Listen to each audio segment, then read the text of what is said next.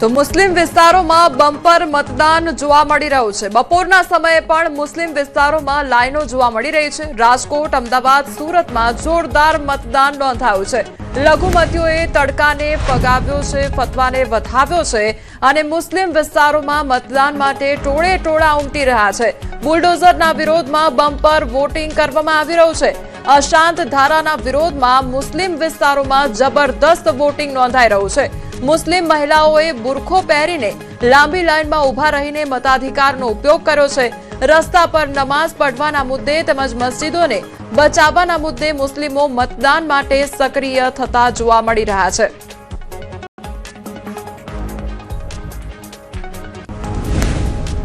અમદાવાદમાં કાળઝાળ ગરમી વચ્ચે મુસ્લિમ મતદારોનો ઉત્સાહ બેવડાયો છે। મક્તમપુરામાં મોટી સંખ્યામાં મુસ્લિમ મતદારો વોટિંગ કરવા પહોંચી રહ્યા છે।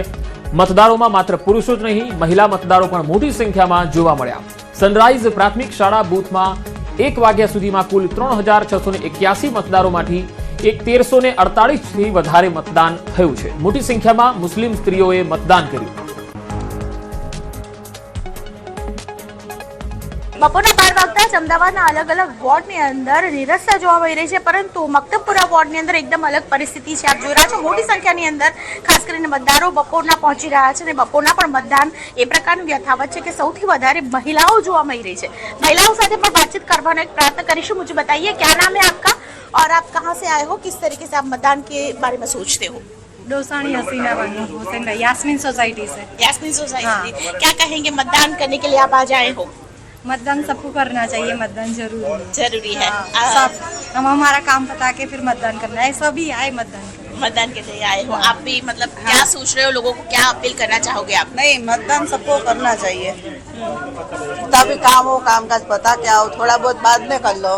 मतदान के टाइम पे आके मतदान कर लो। मतदान कर लो। बिल्कुल 12 વાગી રહ્યા છે અને 12 વાગે આપ જોઈ રહ્યા છો મોટી સંખ્યાની અંદર મહિલાઓ છે તે જોવા મળી રહી છે। અમદાવાદ શહેરના મક્તમપુરા વોર્ડના દ્રશ્યો આપ જોઈ રહ્યા છો કે જ્યાં સનરાઈઝ પ્રાથમિક શાળા જે વિજલપુર વિસ્તારમાં આવેલી છે, આ વિજલપુર વિસ્તારની અંદર જે મતદાન મથક છે તેમાં સૌથી વધારે હાલ મોટી સંખ્યાની અંદર પુરુષો પણ જોવા મળી રહ્યા છે, મતદારો જોવા મળી રહ્યા છે અને મહિલા મતદાર બી જોવા મળી રહી છે।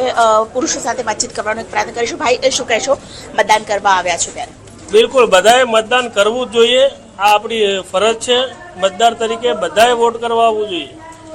તમને જે સારું લાગે તે પણ વોટ જરૂર કરો। બિલકુલ, બપોરના 12 વાગે પણ દરેક વખતે મતદાન જ્યારે પણ હોય આ પ્રકારનો માહોલ જ આ વિસ્તારમાં સર્જાતો હોય છે। બિલકુલ, અમે રેગ્યુલર વોટ કરવા આવીએ છીએ અને આ આપણી રાષ્ટ્રીય ફરજ છે। વોટ જરૂર કરવો જોઈએ, આપણે બધાએ કરવું જોઈએ। બિલકુલ, તો રાષ્ટ્રીય ફરજ છે તે સમજીને તમામ લોકો મતદાન કરવા આવ્યા છે। મોટી સંખ્યાની અંદર મુસ્લિમ મતદારો છે આ વિસ્તારની અંદર છે અને તમામ જે મતદાન કરીને પોતાની જે ફરજ છે તે નિભાવી રહ્યા છે। કેમેરામેન નરેન્દ્ર સોલંકી સાથે દીપિકા કુમાર, ન્યૂઝ 18 ગુજરાતી, અમદાવાદ। તો અમરેલીમાં મતદાન દરમિયાન કાર્યકરોનો હોબાળો પણ જોવા મળ્યો છે। મોટા આકડિયા બેઠક પર આપ અને ભાજપના કાર્યકરો આમને સામને આવી ગયા। ભાજપનો ડુપ્લિકેટ મતદાન એજન્ટ હોવાનો આપ કાર્યકરનો આક્ષેપ સામે આવ્યો છે। આપના કાર્યકર હાર્દિક વઘાસિયાએ સોશિયલ મીડિયા પર લાઈવ કરીને આક્ષેપ કર્યા છે। આપ અને ભાજપના કાર્યકર્તાઓ વચ્ચે ટપલી દાવ થયાની માહિતી સામે આવી છે। પોલીસે મામલો થાળે પાડ્યો અને શાંતિપૂર્ણ માહોલમાં મતદાન યથાવત જોવા મળી રહ્યું છે। સંવાદદાતા રાજન અમારી સાથે જોડાઈ ગયા છે। રાજન, આપ અને ભાજપના કાર્યકરો આમને સામને આવી ગયા હતા, આખી ઘટના શું સર્જાઈ હતી? બિલકુલ કોમલ, આજે સ્થાનિક સ્વરાજ્યની ચૂંટણી એ માટે મતદાન યોજાઈ રહ્યું છે અને સૂર્ય પ્રકોપ પણ ખૂબ છે। લગભગ 43-44 ડિગ્રી તાપમાનમાં અને પક્ષના કાર્યકરોનો પારો પણ હાઈ થઈ ગયો હોય તે પ્રકારના દ્રશ્યો મોટા આકડિયામાં જોવા મળ્યા છે। ભાજપ અને આમ આદમી પાર્ટીના કાર્યકરો છે એ આમને સામને આવી ગયા હોવાના વિડીયો સોશિયલ મીડિયામાં વાયરલ થયા છે। હાર્દિક વઘાસિયા નામના એક વ્યક્તિએ પોતાના સોશિયલ મીડિયા હેન્ડલ પર લાઈવ કરી અને એવો આક્ષેપ કર્યો છે કે ભારતીય જનતા પાર્ટીના ડુપ્લિકેટ મતદાન એજન્ટો મતદાન મથક પર ફરી રહ્યા છે। આ વાતને લઈને તેમણે એક પોલીસ કર્મચારી સાથે પણ જીભાજોડી કરી હતી। ત્યારબાદ મામલો થોડો ઉગ્ર બન્યો અને સામસામે ટપલી દાવ થયા હોવાના પણ સમાચારો મળી રહ્યા છે। એક વિડીયોમાં કોઈ વ્યક્તિ ખુરશી ફેંકી રહ્યો હોય તે પ્રકારના પણ વિડીયો સામે આવ્યા છે।